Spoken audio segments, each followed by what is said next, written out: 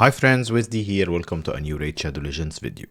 Your problem child is back, but we'll talk about the fusion today. I don't want to talk anymore about the drama, I can only blame myself for it. I started it, I didn't mean to. But anyways, things were said, apologies were made. Let's move on. Okay, today's thumbnail was sort of a joke on me for everything that I started. But let's focus on the fusion. As I was saying, Stokk the Broken will be starting on Monday the 25th, if I'm not mistaken. And is this a good fusion? Should you go for this one? Yes, definitely. We'll talk through the details. Stokk is going to be one of those account changing champions for all stages of the accounts, exactly like Thor. Like if through this whole year you've only done Thor and Stokk, these two champions will progress your account massively. Of course, Stokk's area would be dungeons and bosses specifically. He got a great kit, sort of a mix between Badal and Theodore, and he's doing some things better and some things worse, but overall a great champion to tackle bosses and dungeon waves, paired with other champions doing HP burns and poisons. Nobraid's got a great video showcasing this champion in dungeons paired with other budget champions. We're talking about Venomage, Mordecai, Artak, Akoth, all of these champions that can put HP burns before the champion takes his first turn. That will make dungeons very easy for you. A few of these champions we're talking like Akoth are guaranteed from Doom Tower easy. There are also other options that are non-void epics, so it would be easier for you to get them. But any HP burner AoE paired with these champions, or even if single target for the bosses and stuff, will help this guy do lots of work in dungeons for you. Something to keep in mind before talking about this fusions that Nobraid's mentioned. This time of year is usually when they do the epic fragment fusion, just as a filler before the holiday events. They are giving us actually a good fusion, a good fragment fusion in Stokk, so there might be multiple events after this one ends. A hero's pass for his soul. We might also have a big holiday fusion, other events related to the new clan boss that's going to be released, so we might be stressed for resources getting into the holidays. Just keep this in mind while planning your resources for this fusion and after it. Now let's jump into his kit. I won't read it word by word, I don't do that. I'll just highlight where and how it's strong. First of all, a 20% speed aura in all battles. I love all battles auras. That means that this guy can be used everywhere except for arena maybe. His A1 got a 50% chance. He attacks 2 times, so you'll get it more or less, to increase the duration of poisons and HP burns.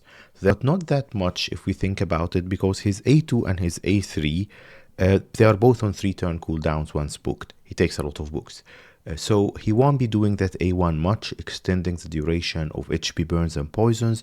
So he's best like on his own. Yes, he can do the job if he's tanky enough, but his best combo or his best teams, pairing him with other poisoners or HP burns, because his A2 and A3 are both AoEs and they are both attacks, meaning that he can weak hit. His spirit affinity is green, so he's weak against blue or magic, so he can weak hit on both of these skills.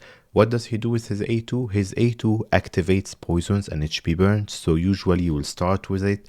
If you have other poisoners and HP burners going before him, putting these debuffs out. And the other effect of here, destroying max HP, is mildly useful. Fills the turn meter of all allies by 20%. This is a bit underrated. I haven't seen many other content creators talking about this specific point.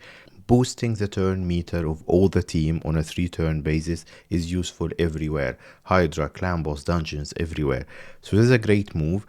It does a decent amount of damage depending on how many poisons and HP burns are out there, and fills the turn meter of all allies. Then we go into his strong A3, which puts out 2 poisons, but if there's an HP burn already out there, that's why I was saying the HP burner should go before him. Instead, he's going to put 3 poisons instead of 1 and weaken. Moving to his passive, which is unique to him. There is no other champion in the game right now doing the same. The damage inflicted by poisons and HP burns will ignore block damage and unkillable. What does that mean? That if someone has block damage or unkillable, those poisons and HP burns will still take, and they will still kill the enemy. Nubraids was showing this in Arena and in Ice Golem, so this is really powerful. Where is he better and where is he worse than Bad L and Theodore? Comparing him to Bad L first, he doesn't cleanse. Bad L cleanses with putting out those continuous heals, so this guy doesn't cleanse, so either you pair him with another cleanser if we talk survivability, or just make him tanky with lots of resistance. The other thing is that he puts up heals. Theodore doesn't put up heals. Theodore doesn't heal himself. So you need regen for Theodore. That's why, like when Nubraids was showcasing him, he put him in a stun set because he got 2 AoEs. I misread something in his kit. So his A3 is the one that puts out poisons and heals. His A2 actually activates those heals. That's even better than the first time I read it. So he will put up heals and then he will activate them. He won't only activate his heals, he will activate all heals on the champions. Like, if you pair this guy with Badel, that means that they are going to be putting out so much poisons. Badel is going to be cleansing the team, and then you'll have so many heals. Like, that A2 will be a full heal for everyone. So many combos and teams are possible with this guy. Like I said, with budget champions like Mordecai, Akoth, Venomage, with Badel, with Theodore, with Attack, there is so much potential for this champion to be a core part of all of your dungeon teams. Definitely a great fusion, go for him. If we check my free-to-play account, you know I've been hoarding resources for a long time. I only went for Thor and I got 2-star. Yeah, I got a 2-star soul for him. Now I have enough resources to tackle the next fusion, and I was waiting for a fusion as good as this one. So yes, I have lots of energy and gems. I haven't been playing much, I was traveling. I'll definitely go for this fusion on my main and my free-to-play, and I recommend, if you have the resources, for you as well to go for him. Also bear in mind there might be a hero spot after this fusion, and this is one of the champions that can really benefit from a 4-star soul and above.